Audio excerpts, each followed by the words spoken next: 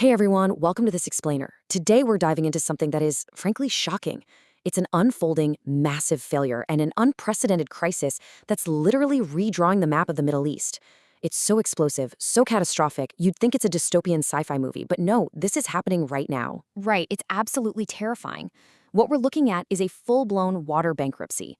It's a historic risk where decades of hidden vulnerabilities are just suddenly colliding with explosive military conflict, climate shocks, and total systemic collapse. So let's jump straight into this urgent reality. Section 1. The Burning Water Canal. Okay, so when you hear water crisis, you probably picture, cracked, dry earth. But what we're actually seeing here is modern infrastructure literally catching on fire. It's incredible. Yeah, just picture this crazy scene from March 2026. After heavy military strikes hit oil depots right on the outskirts of Tehran, video footage captured this massive, bright ball of fire just tearing down a boulevard. And get this, it wasn't a drone or a missile, it was a drainage channel, a literal water canal blazing on fire. And if that wasn't dystopian enough, residents were actually told to stay inside because toxic soot and blackened acid rain were showering down on the city. It's a stunning, catastrophic image that perfectly sets the stage for the emergency we're unpacking today. The environment itself is literally a casualty of war here. Which brings us to this massive number right here, 10 million. That is the population of the capital city, Tehran. And late last year, as their reservoirs plummeted to just 8 to 12% capacity, Iran's President Pezeshkian issued this stunning, totally unprecedented warning. He basically said that without significant rainfall, they'd have to heavily ration water, and ultimately, they might have to evacuate Tehran entirely. Just think about that, moving 10 million people because the city is literally out of water. One analyst estimated a relocation like that could cost upwards of $100 billion. No way. Now, what's really interesting about this slide is that the scientific community isn't holding back at all when describing what's at stake. Dr. Banafshah Zahari, a water resources professor at the University of Tehran, flat out called this a doomsday scenario. She warned they could run out of drinkable water in a matter of weeks without urgent action. It's terrifying, right? When scientists start using terms like doomsday and water bankruptcy, you know the margin for error is completely gone. This isn't just a bad drought year. It is a permanent collapse of the whole system. Section 2. Decades of disastrous water planning. So you've got to wonder, how did a nation with thousands of years of civilization reach this absolute breaking point? Well, it wasn't just a lack of rain. It was meticulously engineered by decades of disastrous, totally short-sighted planning. Historically, Iran relied on this brilliant 2,500-year-old Persian system of qanats. These were gently sloping, gravity-fed underground tunnels that were naturally sustainable because they only took what the rain replaced.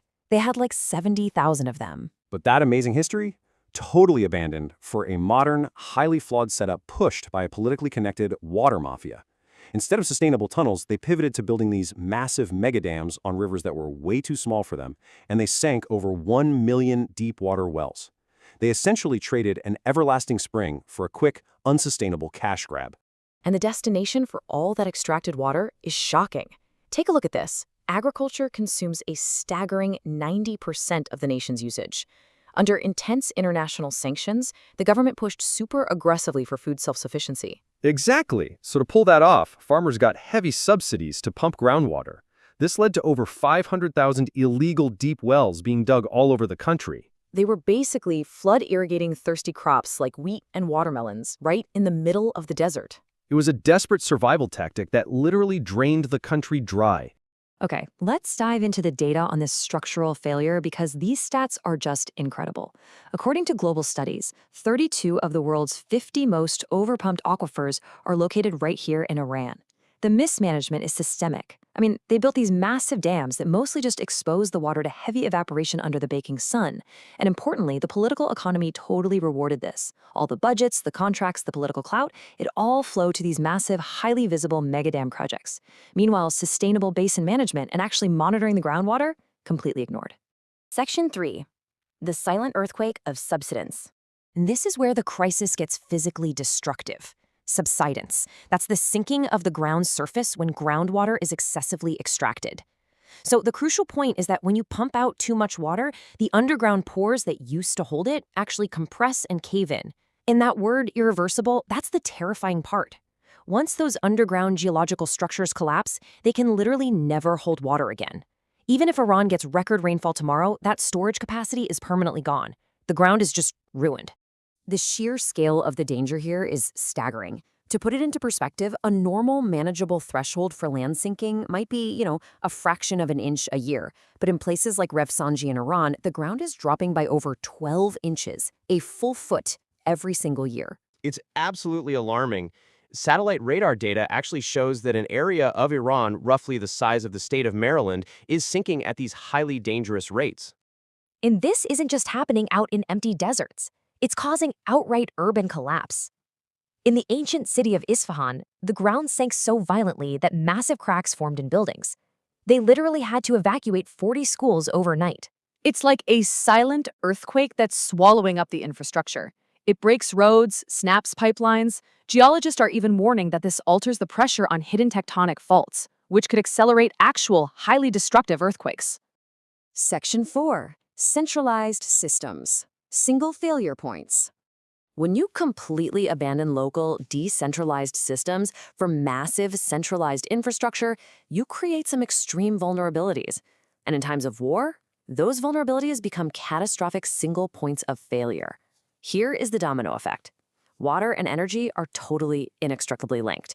Step 1, military strikes hit the energy grid, or the power just fails from shortages.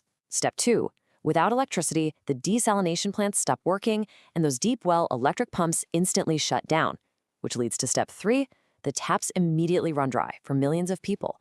There's no backup. By relying on power-hungry water infrastructure, an attack on the energy grid is quite literally an attack on the drinking water supply.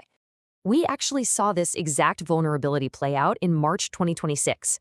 Military strikes severely damaged a major desalination plant on Keshem Island, and the results? Water supplies to 30 surrounding villages were just instantly severed. It perfectly highlights how moving away from local, resilient water management to these highly centralized, tech-dependent systems has left everyday civilians incredibly exposed. When the grid goes down, survival is immediately on the line. Section 5. Rivers running dry spark conflict. So we've looked at the domestic collapse, but extreme water scarcity doesn't care about borders. As rivers run dry, this crisis is sparking intense, explosive conflicts across the entire region. It is a true geopolitical powder keg.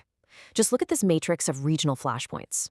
To the east, Afghanistan's Taliban is aggressively building dams, like the Pashtan Dam, which controls 80% of the river flow. That's effectively drying out eastern Iran and sparking fatal border clashes. Right, and to the northwest, Turkey's massive dam projects on the Tigris and Euphrates are choking off water flowing into western Iran. Meanwhile, over to the west, Iran's own damming is reducing flow and jacking up the salinity downstream in southern Iraq. Literally every shared water resource is now a major point of diplomatic crisis, heavily raising the historic risk of outright water wars. Internally, things reached a boiling point.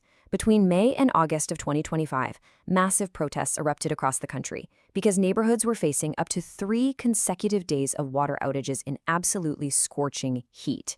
The unifying slogan was literally water, electricity, life, our basic right. Analysts pointed out that having to rely on emergency water tanker trucks became this daily humiliation for citizens. It was a glaring signal of state failure. Tragically, this technical shortfall quickly morphed into a deadly political crisis. By January 2026, the unrest and the severe government crackdowns resulted in an estimated 30,000 deaths. Scarcity just accelerated the friction from frustration directly to tragedy. Section 6. The point of no return. Considering the sheer scale of this environmental and social destruction, you have to ask, has this crisis reached the point of no return?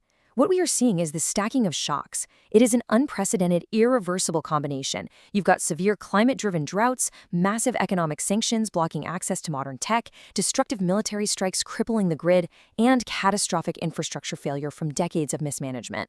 And with billions of dollars now required just for post-war reconstruction, experts really fear the environment has been permanently pushed down the priority list.